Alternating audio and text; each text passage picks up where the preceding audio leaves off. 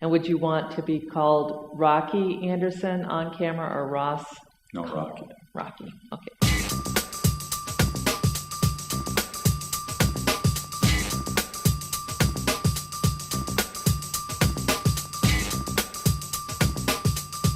How you doing? I'm so proud. Why continue? Why do we need another rally? My question of you and the media is, why aren't you doing more to get the truth out to the American people? What do we want? When do we want it? Now! To have a mayor like Rocky, isn't that terrific? Now, for the top story tonight, the radical left is on fire. I've got the power! Impeach these men who have betrayed and harmed us all! Crazy far-left rhetoric. This was an illegal war. And will it hurt this country? What is it good for? Absolutely nothing. Joining us now from Utah is the mayor of Salt Lake City, Rocky Anderson. So you want to impeach President Bush and Vice President Cheney and I guess everybody else in there. Okay. No, actually, I want the House of Representatives to stand up for our Constitution, for the rule of law. Okay, but there's got to be a crime in order to impeach anybody. So. No, I'm sorry, you don't know your constitutional history, Bill. There doesn't have to be a crime at all.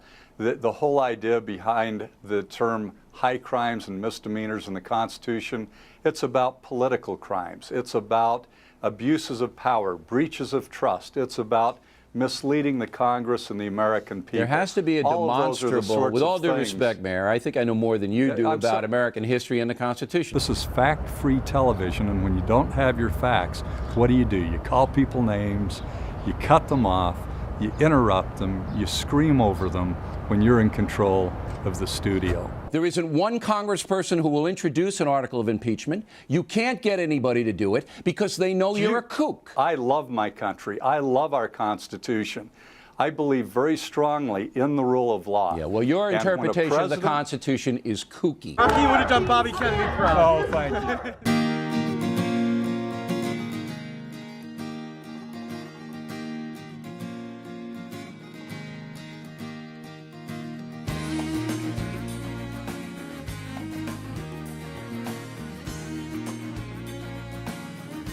Calling upon Congress to step it up, getting far more aggressive to help solve our problems with climate change, energy independence, investing in alternative energy, building a new economy. Will you run for president, please? Will I run for president? Yes. I want to thank the mayor for being here, taking time, especially out of his busy protesting schedule. Although he talks about how I'm a part-time mayor, that's just one more of his falsehoods. I worked my heart out for this city.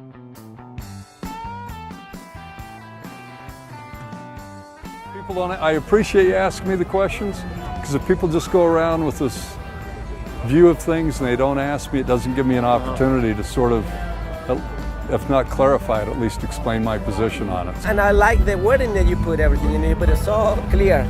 Thanks, Jorge. We will communicate to our representatives that we expect them to do their job, and their job is to bring about fairness and reform in our immigration laws. Rocky! As Dr. Martin Luther King Jr. once said, our lives begin to end the day we become silent about things that matter.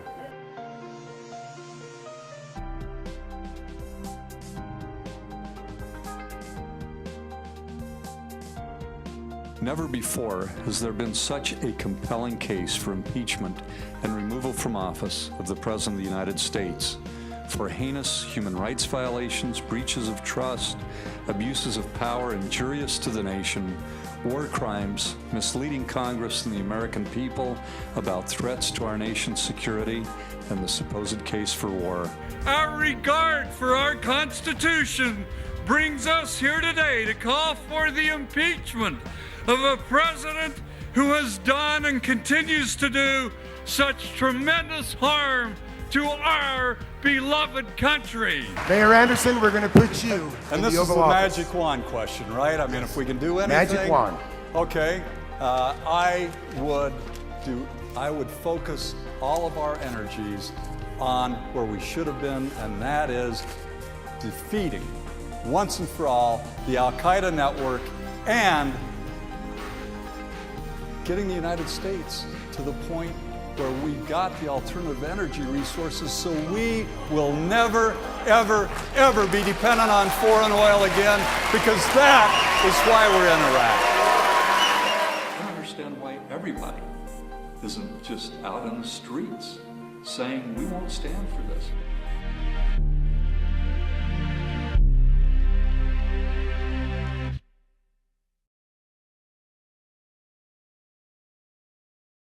Public's tastes are changing, and they are going more towards gourmet cooking. There are not the trained chefs to perform those services.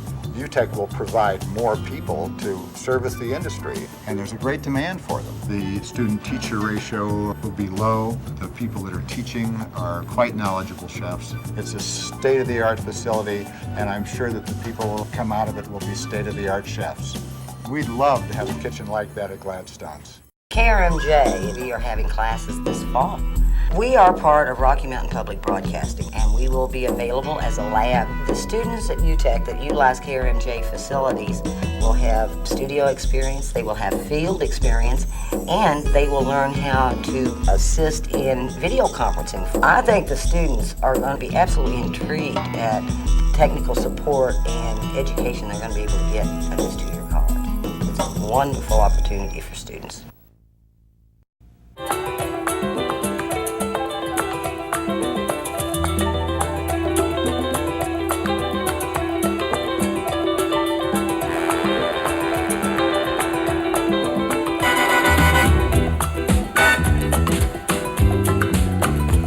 POV, independent points of view from America's independent filmmakers. Next on POV, Promise Not to Tell. I believe the kids. When a prominent citizen is accused of sexually abusing his children, a town is forced to take sides. We are going to fight, and we are going to see that this man is innocent. What do I smell? It's the smell of burning witches. They will not suffer the cost if they're wrong. Some innocent child will.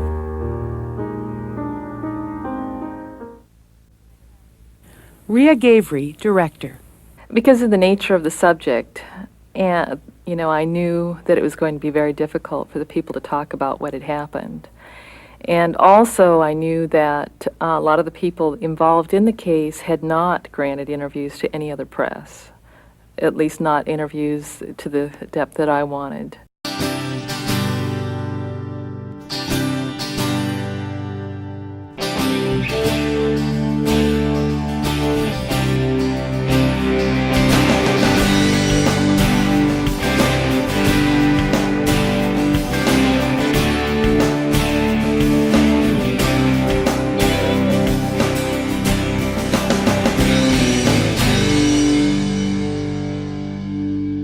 Everybody, I'm Troy McClain, and welcome to Spokane, Washington. This is where I grew up, and this is where Home Team gets to deliver the next big surprise.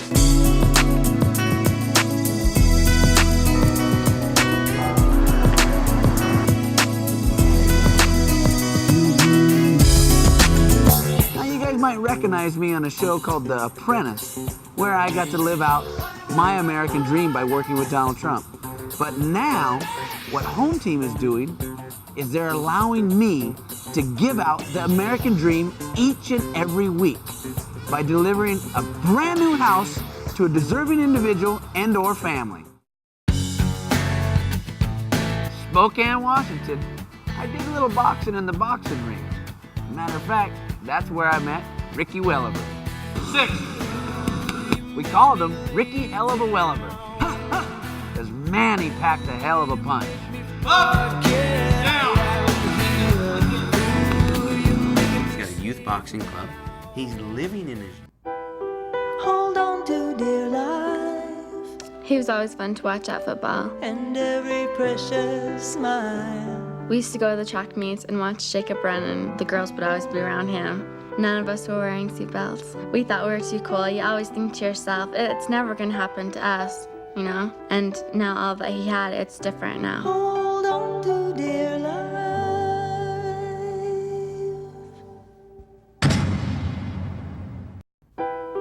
Hold on to dear life. A lot of parents tell me I didn't know the law. And every precious smile. I see kids on the front seat jumping up against mom and dad. I see kids sitting on top of the driver's lap. I always wonder to myself that when they have to bury one of those kids, which one of those excuses are they going to use to make themselves feel better? Hold on to dear life.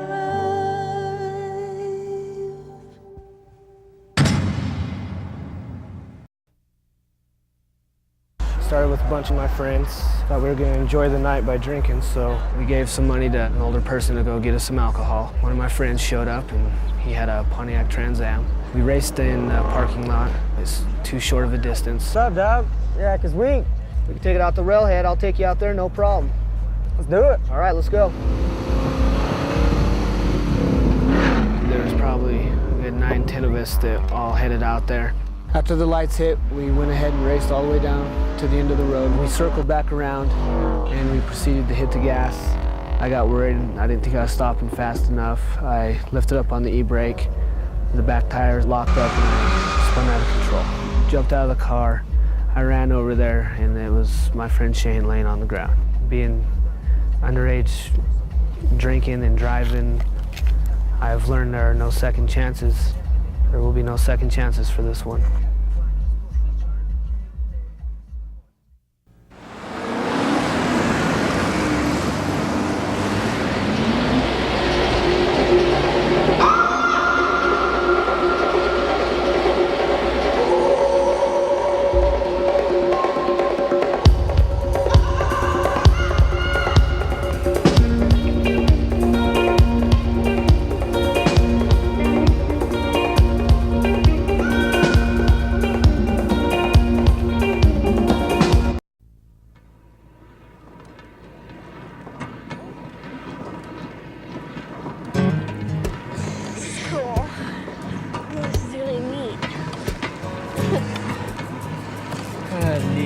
I tell you that for sure. I thought I'd graduated from one of these things into the cab of a locomotive, and here I am pumping a handcar. History is a collection of great stories, and every tale changes with its teller. Sam Bradford thinks the first transcontinental railroad is the greatest event in U.S. history. That's because he helped to build it back in 1869. The story goes on the 10th of May in 1869. A golden spike was driven and it changed the course of time. A narrow iron ribbon had been spread across the land.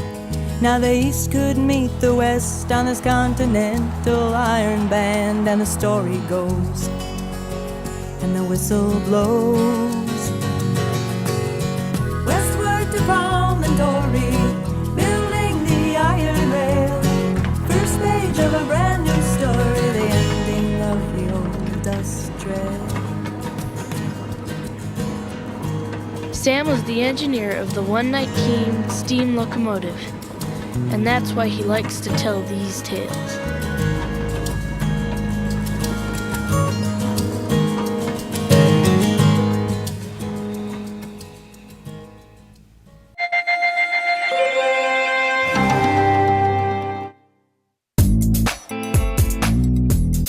Today on Festival Dailies, we'll talk to Sundance favorite Steve Buscemi, follow publicist Jeff as he tries to promote 7 films at once. All this and more, coming right up. I'm Ellen Page, and I'm at the premiere of An American Crime.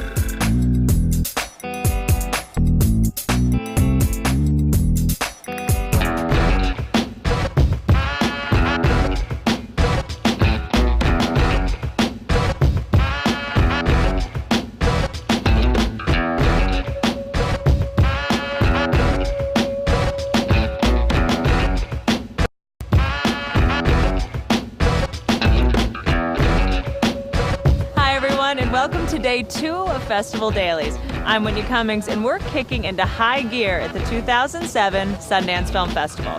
Now, publicists are amongst the hardest working people at the festival. And if you don't believe me, check out Jeff Hill, who's representing 7 films this year. Yeah, this guy is busy. Hi, I'm Jeff Hill. I'm the owner, president, and overall guru of International House of Publicity here at the Sundance Film Festival 2007.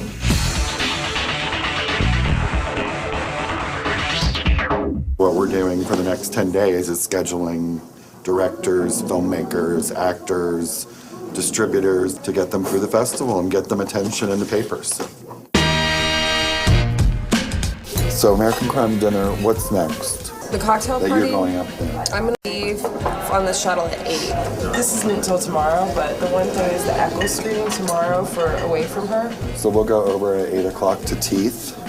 But Racket Club, you're gonna find out about that pass, right? Yeah. Okay, we're on our way to set up the LA Times with Sarah Polley, our director of Away From Her and friend. We love Sarah. Come on in.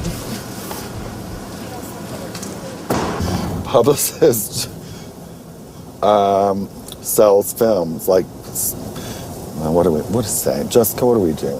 Oh, that's right. A publicist sells films to the public. Basically, we're good schedulers and we make good lists. We organize. We organize the lives of others. Hi. I'm Linda. How's Patty? Patty's good. And what's Devin? Devin is here. She's here too. Yeah.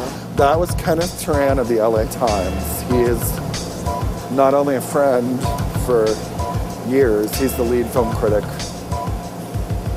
well, the top film critic in America. Hi. Nice to see you. Congratulations. Oh no. You're here. I hope that you're not being honest. This is Sarah Polley, everyone.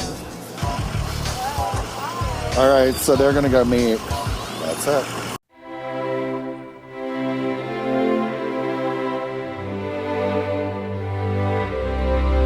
It's all interconnected. You know, your soul, your spirit, what you eat. I knew I was holding in my hand the moment I smelled the product. And especially when I started applying, I saw difference immediately. More and more people are becoming aware that there's an alternative way of doing things. And when we can help people with that message, then that's the real joy. My first oil of choice was frankincense. And that began a whole new education level for me because these oils are so much more powerful than herbs.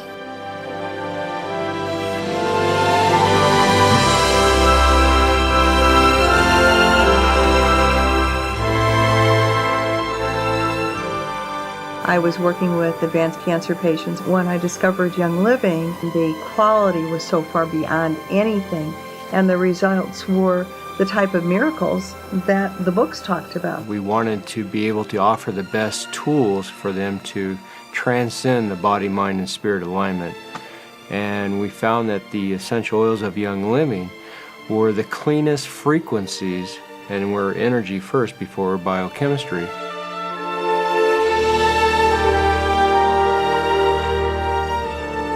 I'm incredibly sensitive to energies, and I knew that I was having something special. So there was a moment in my life that changed me forever, and that's when I gave birth to my little girl. And it was really touch and go. We had a lot of trauma with Courtney's birth. We thought we were like really doing okay with that, and then at 7 months, she literally died in my husband's arms. And we were rushed to the hospital and lived in critical care for about 12 days, and Jim and I really believe that God gave her back to us. Well, that inspired me and put me on a path that changed my life forever. And I met a woman that is one of my dearest friends in the world, and that's Mary. And Mary had called me and said, I think that there's some products here that could make a difference for Courtney. And that started me on a whole new path, a whole new life, a very abundant life with Young Living.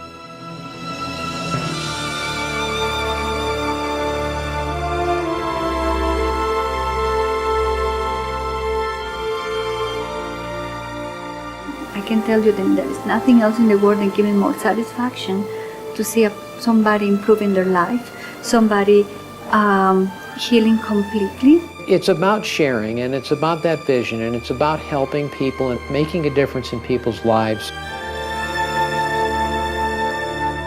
I'm passionate about being associated with a company that the integrity is number one. The products are unsurpassed.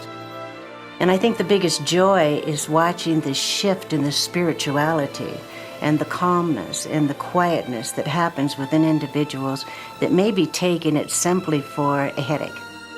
My eureka moment came many, many years after when I realized what a phenomenal business that I actually had created in just sharing from my heart the oils and the difference that the oils made for my daughter.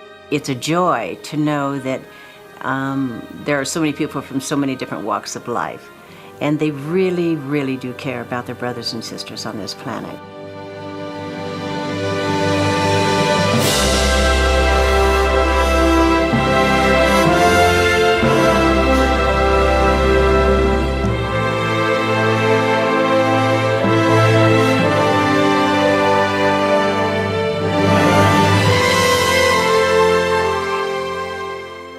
Because I've been doing this for nearly 30 years, I know the right time.